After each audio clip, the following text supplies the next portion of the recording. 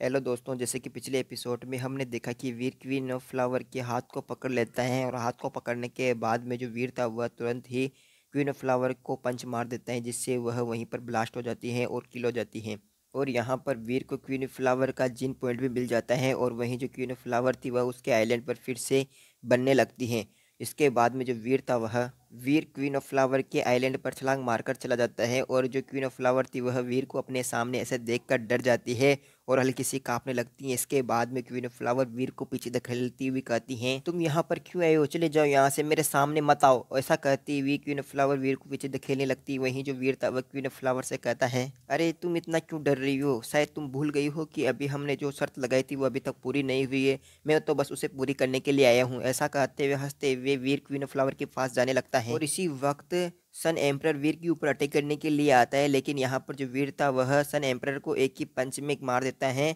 और इसके तुरंत बाद ही जो वीर था वह क्वीन ऑफ फ्लावर के होठों के पास जाता है और उसे किस कर लेता है। यह देखकर क्वीन ऑफ फ्लावर की आंखें फटी की फटी रह जाती हैं। और इसी के साथ में ये सीन यहीं पर कट हो जाता है। अगले सीन में हम सीधे ही थोरन फॉरेस्ट को देखते हैं और थोरन फॉरेस्ट के अंदर हम एक पेड़ के छेद को यानी गुफा के छेद को देखते हैं, जिसके अंदर वीर आगे बढ़ने की कोशिश करता है और उस पर धीरे धीरे चढ़ता रहता है। ऊपर निकलने के बाद में जो वीर था वह अपने मन में सोचने लगता है, जहाँ तक मुझे इस पेड़ के शेल्टर के बारे में समझ में आया है वहाँ तक मुझे ऐसा लगता है कि यह पेड़ का जो शेल्टर है यह वास्तव में आधी रात को अपनी जगह चेंज कर लेता है और सुबह के टाइम पे बिल्कुल नई जगह पर मिलता है। वीर ऐसा सोचता हुआ सामने की तरफ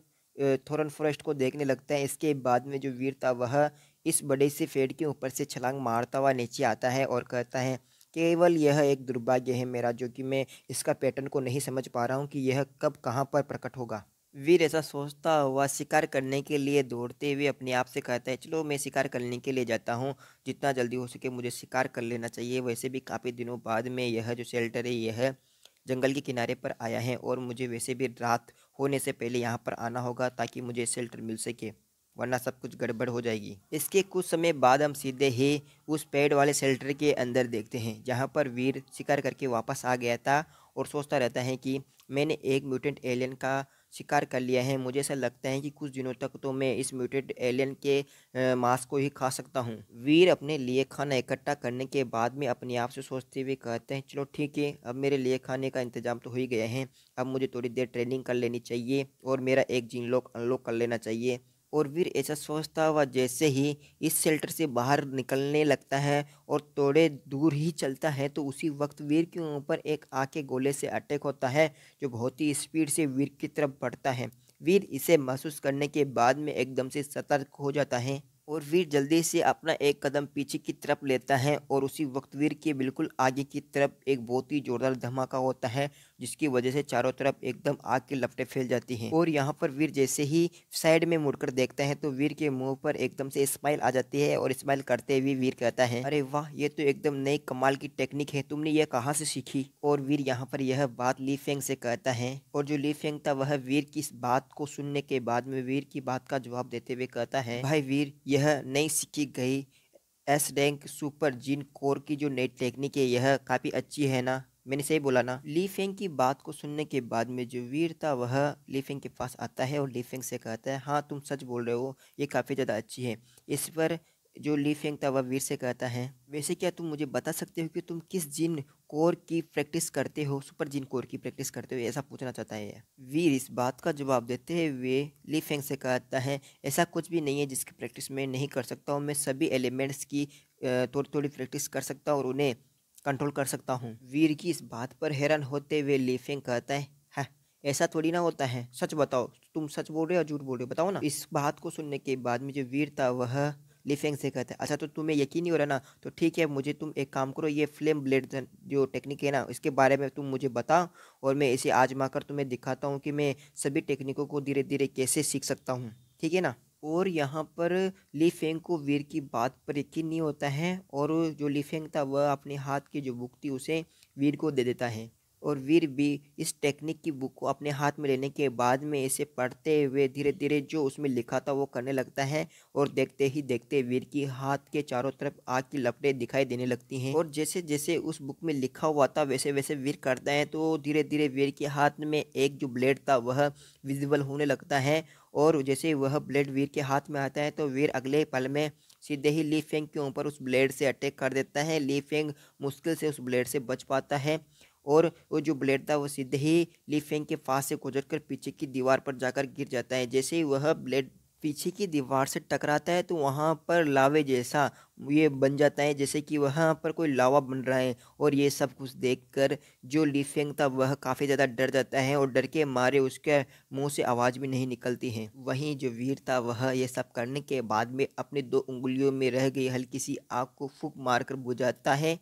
और हल्का सा मुस्कुराने लगता है। वहीं ये सब कुछ देखने के बाद में जो ली फेंग था उसे वीर के ऊपर विश्वास नहीं होता है और जो ली फेंग था वह वीर के चारों तरफ घूम घूम कर अच्छे से वीर की जांच करने लगता है और पूछते हैं ये तुमने कैसे किया, तुम ऐसा कैसे कर सकते हो। बहुत सारे सवाल एक साथ ही वीर से पूछ लेता है। वहीं वीर जो था वह इन सभी चीज़ों का जवाब एक अजीब से ढंग से देता है और कहता है हाँ हाँ बस मुझे आता है, और हल्का सा मुस्कुराने लगता है। ऐसा कहने के बाद में जो वीर था वह अपने मन में सोचने लगता है कि इस बेचारे को मैं कैसे बताऊं कि मैंने ये सब कुछ स्पिरिट मोड में आने के बाद में हासिल किया है, और ये भी ठीक वैसे ही जैसे कि वह जितनी भी आत्माएं थी वो सभी की सभी अपना जीने पॉइंट देने के लिए तरस रही हूँ। अब मैं उसे ये सब बताऊंगा तो विश्वास थोड़ी ना होगा, इसलिए मैं इन सब बातों को इग्नोर करूंगा और बस हंसकर इसका जवाब देना चाहता हूँ। और यहाँ पर लीफिंग वीर की इन सब बातों को सुनने के बाद में वीर की तरफ तिरछी सी नज़र से देखते हुए अपने मन में कहता है मुझे ऐसा लगता है कि इसने सेकेंड जीन लॉक अनलॉक कर लिया है, इस वजह से यह इतने ज़्यादा ताकतवर हो गए, वरना वह इस टेक्निक को कैसे प्रैक्टिस कर सकता था। मुझे भी यहाँ से जाकर अपने जीन लॉक को खोलना चाहिए और धीरे धीरे ट्रेनिंग करनी चाहिए ताकि मैं भी और ज़्यादा पावरफुल बन सकूँ। ऐसा सोचने के बाद में ली फेंग वीर को हाथ हिलाते हुए कहता है ठीक है वीर भाई मैं चलता हूँ। तो भाई लोगों में आप लोगों को बता दूं कि मैं थोड़ी देर से जो ली फेंग था उसके मुंह से बार बार वीर भाई कह रहा था, तो वास्तव में यहाँ पर एक थोड़ी सी मिस्टेक हुई हो गई है कि यहाँ पर वीर भाई का नाम नहीं है बल्कि यहाँ पर सेन म्यू बोलता है, ठीक है ना। तो वापस मैं सेन म्यू ही बोलूँगा। तो यहाँ पर जो ली फेंग था वह वीर यानी जो सेन म्यू था उससे बोलता है ठीक है तो अभी मैं चलता हूँ, और कुछ दिनों बाद जैसे हम मिलेंगे तो मुझे ऐसा लगता है कि हम दोनों ने सेकंड जीन लॉक अनलॉक कर लेंगे, तो तभी मिलेंगे वरना ठीक है नहीं मिलेंगे। ली फेंग की बात को सुनकर वीर यानी जो सेन म्यू था वह जवाब देते हुए कहता है तो ठीक है फिर हम अगली बार मिलते हैं। जैसे ही ली फेंग यहाँ से चला जाता है तो उसी वक्त वीर को याद आता है कि वह क्या कर रहा था। वीर यहाँ पर आगे प्रैक्टिस करने के लिए सुपर न्यूक्लियर जीन टेक्निक का ढूंढने के लिए जाने वाला था, और अब मुझे पता भी है कि मुझे सुपर न्यूक्लियर जीन टेक्निक कौन सी वाली ढूंढनी है, मुझे बिजली वाले सुपर न्यूक्लियर जीन टेक्निक ढूंढनी है। यह सब कुछ उस बेचारे बिजली फेंकने वाले एम्परर के लिए शुक्रिया। और ये सीन यहीं पर कट होता है। अगले सीन में हम चारों तरफ बहुत ज़्यादा शांति देखते हैं। इस शांति के बीच में हम वीर को बैठे हुए देखते हैं जो ट्रेनिंग कर रहा होता है, और यहाँ पर जो वीर था वह सबसे पहले प्रोफेसर मंत्रा की ट्रेनिंग कर रहा होता है और उसका जीन लॉक अनलॉक करने की कोशिश कर रहा होता है। और यहाँ पर वीर के माथे से हल्की हल्की सी हरे कलर की धारियाँ भी निकल रही होती हैं ताकि ऐसा लगे, मतलब ऐसा लग रहा है जैसे कि मानो अभी अभी यहाँ पर जो वीर था वो उसका जीन लॉक अनलॉक होने वाला होता है। और वीर की आंखों से एक अजीब सी वाइट कलर की रोशनी निकलती है और वीर के चारों तरफ हरी धारियों की संख्या जो धीरे धीरे थी वो काफ़ी ज़्यादा बढ़ जाती है, और ऐसा लगता है जैसे वीर की जो पावर है वह बहुत ही ज़्यादा बढ़ गई हैं। और वीर के चारों तरफ जो था वह एकदम हल्का गोल्डन कलर और ग्रीनिश कलर आ रहा होता है,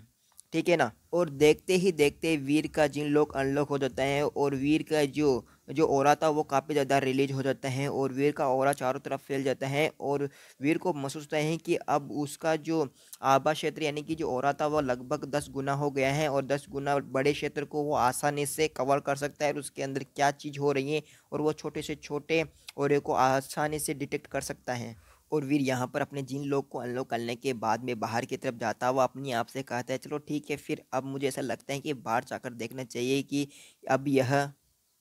शेल्टर आखिरकार कहाँ पर है, और बाहर जाकर मैं अपने इस जीन लॉक का इस्तेमाल करके और भी ज़्यादा एलियनों को किल कर सकूँ और पता कर सकूँ कि मैं इसमें कितना ज़्यादा पावरफुल बन चुका हूँ। ऐसा सोचने के साथ में ये जो एपिसोड है यहीं पर एंड हो जाता है। और अगर आपको ये एपिसोड पसंद आ रहा है तो चैनल को सब्सक्राइब कर लेना और बेल आइकन ऑन कर लेना ताकि आपको वीडियो का नोटिफिकेशन मिल सके, और बिना किसी भेदभाव के मैं करता हूँ इसी एपिसोड को यहीं पर एंडिंग। अगर आपको अगला एपिसोड देखना है तो फटाफट से चैनल को सब्सक्राइब